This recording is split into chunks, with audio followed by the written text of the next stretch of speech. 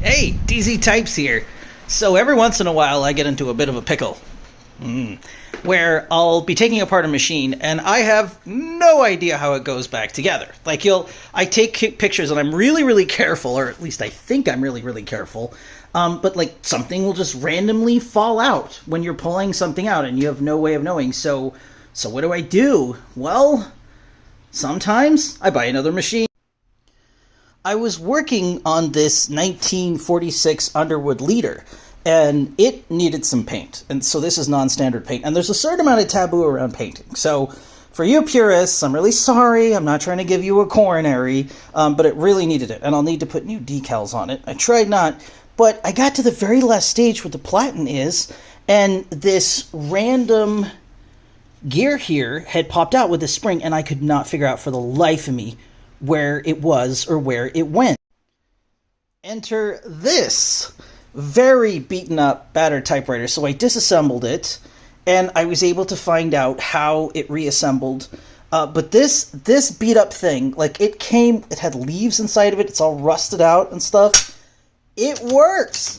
This thing works perfectly.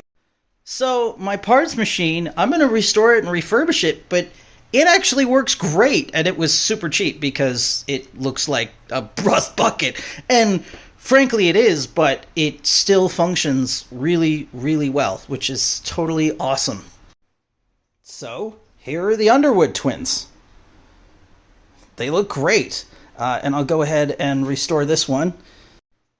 I don't know that I'm going to repaint it. I kind of think I might just remove all of the rust and leave it as is.